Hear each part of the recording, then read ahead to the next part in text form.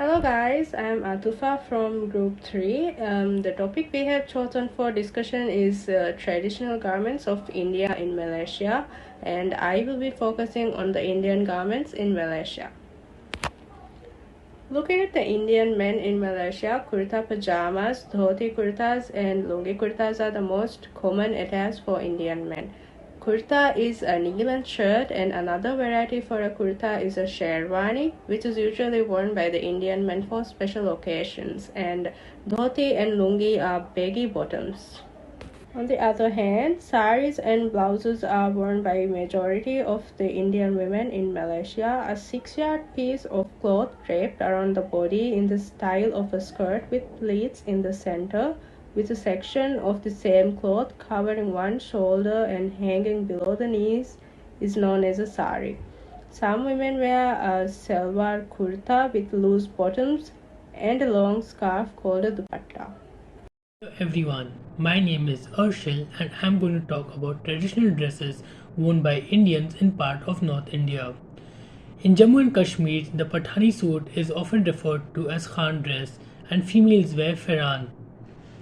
Rajasthani men traditionally wear dhotis, kurta, angrakha and pagra, also known as safa, or traditionally churidar pajama frequently replaces dhoti in different regions, and women wear ghagra choli. In Himachal Pradesh, as per the traditional dressing norms, male includes dhoti, kurta, coat, waistcoat, turban, and a hand towel, while that of Rajput male consists of tight-fitting churidar pajamas and a long coat and a starched turban. In Haryana, the basic drawers includes daman, kurti, and chunda. Chunda is a long colored piece of cloth decorated with shiny laces, motifs, and is meant to cover the head. Kurti is a shirt-like blouse. The daman is a flary ankle-long. In Punjab, the traditional dress for Punjabi men is Punjabi kurta and tehmat, especially the popular Muktasari style, which is being replaced by the kurta pajama in the modern day Punjab. The traditional dress for women is the Punjabi salwar suit, which is replaced by traditionally ghagra. Go. Hi, I am Arjun Krishna. I come from Kerala, which is located in the southern part of India. In India, each and every state have their own specific traditional dress. Now I will mainly focus on South India's traditional garments. Firstly, in Kerala, men wear white shirt and mundu. Mundu is wear on the lower part of the body and it's a long piece of garment tucked around waist. Women wear Kerala sari or mundum niriyattu. This is two pieces of cloth. One is wrapped on the lower part of the body and one is wear over a blouse. In Karnataka, men wear lungi under the waist below a shirt, and Mysore peta is a headdress for the men, and women's traditional cloth is sari made of silk. In Tamil Nadu, men wear dhoti or lungi with a shirt or agnavastra. Women wear sari and young girls wear half sari with included skirt and blouse. In Andhra Pradesh, men wears mainly lungi and shirt or dhoti and kurta. Women wear mainly such as saris and langavani. Thank you. Hi, my name is Amelia and I'm from Indonesia. I'll be talking about the Indonesian traditional garments for men. The most popular clothing for men throughout Indonesia is the batik shirt. The batik cloth itself is especially popular in Java, but its pattern may differ from region to region. Batik is used to make different pieces of clothing such as the sarong, the wraparound cloths, and the batik shirt itself. Another piece of clothing that most men wear in Indonesia is sarong. The sarong is a long length fabric that is wrapped around the waist. It usually has different colors and it comes with checkered patterns, or it may come in completely different patterns. Other than batik, Indonesian men also wear a Muslim piece of clothing called the baju koko or the baju takwa. They are used for religious occasions such as the Friday prayers, and they are accompanied by the sarong and peci to make a full set. Since Indonesia has lots of ethnic groups, that would mean that they would have different headdresses for different regions. A few examples of the many headdresses in Indonesia are blangkon from Java, kupiah from Aceh, ikat from Sunda, udeng from Bali, and tanjak from Malay. Hello everyone, I'm Uzifa from Maldives. Today I'll be presenting about traditional garment of Indonesian females, which is known as kebaya. Kebaya has been a part of Indonesian heritage since the 15th and 16th century. It has been a clothing of feminists and nationalists of female prisoners of war during the period of Japanese occupation in Indonesia. Kebaya is made from fine fabric and is worn for weddings, ceremonial events, celebrations, etc. Indonesian females also wear sarongs adorned with a floral pattern. Songkets are a handmade garment woven in cotton or silk pattern with gold or silver threads, and ikats made from ikat fabric. Moreover, they wear blouses called baju kurung and baju bodo as traditional garments, but these are not very popular since these are regional garments. Thank you. On the other hand, there is a Yemeni female clothing. Traditional female garments have changed over time. Women would often wear many different kinds of dresses and headscarves made of many brilliant colors. But over the past 20 years or so, the black abaya and the black veil have been seen more often. This dress is typically worn over other clothes. The sanani is a brightly colored square-shaped cloth wrapped around the body and is one of the most popular pieces of clothing in all of Yemen. The hijab or headscarf is worn almost universally by women in Yemen. Al-mumk is a type of head covering that is mostly black with red and white inclusions made from silk or cotton. Hello everyone, my name is Amr. Today I'm going to introduce for you the traditional clothes of my country, Yemen. Yemen is a large country and the traditional clothing here varies widely. Ethnic Yemeni clothing can be a simple, plain, and it could also have a many colorful embroideries.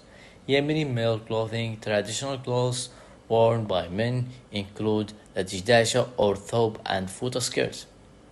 The dijdasha is an ankle length with a dress with a long sleeves that is very popular especially in Sana'a City and the Highlands. It is usually worn with a jacket and a shirt. And although the plain white dijdasha are the most popular due to the heat, they can be found in all colors, simple or embroidered. Hello, my name is Rima and I'm from Maldives. The traditional Maldivian clothes are quite simple. One of the dresses that women wear is called libas. It is a knee-length dress and is worn together with an underskirt called faili, which is a black wraparound skirt that has borders at the bottom. The unique aspect of this dress is the artistic embroidery, also known as kasabuyung. It entails silver and gold lace hand-weaved into the neckline of the dress. Also, to make it more appealing, we wear a traditional golden necklace called fattaruba with the dress. Another traditional dress is Hedumburi. It was a daily wear outfit in the early era. Most young girls of Maldives wear this dress, especially during dance programs and festivals. The costume consists of a blouse and also a wraparound skirt. It also often comes with headbands matching the blouse. Good evening. My name is Aluf and I'm from the Maldives. Continuing on with the Maldivian traditional garments, Maldivian women also wear a type of dress called diguhadu, which has the literal translation of long dress. It is also known as the national dress of the Maldives, which represents the identity of the country. Historically, it used to be the normal attire worn by women every day. However, it is now considered to be an elegant piece of clothing and is usually worn at formal and national functions. Even though it is now commonly worn as formal attire, traditional women living in the local islands still wear a much simpler version of the dress. Maldivian men only have one type of traditional attire, which consists of the sarong or the mundu as we call it here. It is usually in black with a white stripe running through it. It is very similar with the failit that is worn with the Dive libas. The sarong is matched usually with a long-sleeved or short-sleeved shirt, typically white in color. Maldivian men also wrap a piece of cloth around their head called fosha, which is used to protect them from the heat. Hello everybody, my name is Atamano and I'm from South Sudan, which is a landlocked country in East Central Africa. South Sudan's temperature ranges go from 22 to 35 degrees Celsius, which means that South Sudanese have to wear clothes made of lighter material. Looking at the men's traditional attire, men wear a long, loose-fitting robe which looks like a white long dress, and it's called a jalabia. It has long sleeves to protect the men from sand, and it's usually white to reflect away heat. The women's traditional attire is called a top, which can be worn on top of any clothes the woman chooses to wear. And it can be of any color depending on the event that the woman is going to. But while usually the older women prefer to wear white tops. Thank you for listening. Hello, my name is Aya. I'm from Sudan, born and raised. I have always admired my culture's traditional garments and they were a big deal to me. And I could say the same for the Malaysian Indians. They gave their fair share of traditional clothes from their country. Thus, Indians in Malaysia have always stuck to their roots when it comes to traditional dresses. Women in Sudan usually wear a tobe, which is what I'm wearing right now for the sake of this video. The tobe is a long wraparound cloth worn on top of a skirt and a shirt or a dress. It's very much like a sari, however, it's supposed to cover the entire body. It can be made from different materials. It can be plain colors, patterns, sequins. When it comes to men's traditional clothes, men in Sudan usually wear something called jalabia. It's a long, loose robe / dress, and it's normally white. It's basically the Sudanese version of a kurta. They usually pair it with a white scarf called emma and a loose underpants called sirwal. Men usually wear these every day, especially older men, and they wear it to other occasions like Eid, weddings, and other celebrations. Hello everybody, my name is Muhammad Atif. I'm going to speak today about the traditional garments in Saudi Arabia, which is the country located in the Middle East. The traditional garments for the men is called thobe, which is a white colored dress. It's known also as Arabic dress. Actually, they will wear it usually in the winter and summer. Also, the women, they have their own garments, which is called ibaya. It is in a black color. And there is another thing also, is called hijab. It will be in different types, but the most famous one is the hijab, which will cover their hair, and their eyes will be visible, and the face too. And also there's another type, it's called niqab. Their hair and their face will be covered, but their eyes will be visible. Thank you so much for listening to me. Hi, I am Aizi from Kyrgyzstan. Today I will be talking about national garments of my country. Since all times, women have dressed with long dresses with interesting tailoring and ornaments, and the main thing was our headdresses. Headdresses are divided by the color and shows the status of a woman. White color means that a woman just got engaged. Blue color means that the woman is a widow. And other colors worn by older women or the women who have been married long ago.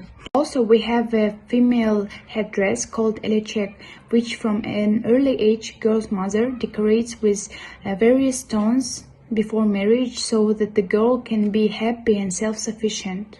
Since the Kyrgyz are nomadic people, men's clothing has always been comfortable. Men always wore long boots, weapon belts, and kalpaks. Kalpaks is a national male headdress, and it's made of white felt. It protects from the sun in the heat and from the rain in the bad weather. Kalpaks are also divided by color and have different meanings. For example, if the edging and label is green, it means that the owner is 12 years old. It has also 4 petals. That means that the mother Umay, according to the legend, protects the child from evil spirit. When a man turns 24, the border color of kalpaks changes to blue. It means that the man is already adult and he can defend his home and go to fight to protect his family. Hello, my name is Aisha. Today I'm going to talk about Kazakh traditional clothing. Our garments are mostly designed with nomadic lifestyle of locals and it has been based on climate conditions. So usually women wear kuilek, which translates as a dress, and on top of it they have kamzol, which is a jacket. Kazakh people pay huge attention to headdresses, and regarding the status it can differ. For example, girls have scarves, saukili, kimishik, and so on. Men tend to wear underwear and shapan on top of it. For headdresses they have tahia. Among the main materials used by Kazakh people to make clothing were fur, sheep's wool, horsehair, and etc. One characteristic that makes Kazakh traditional clothing different, special from any other in the world is our traditional ornamentation of the garments. Kazakh embroidery is very unique and pretty. Nowadays, this type of clothing are worn on Nowruz, the most important holiday in my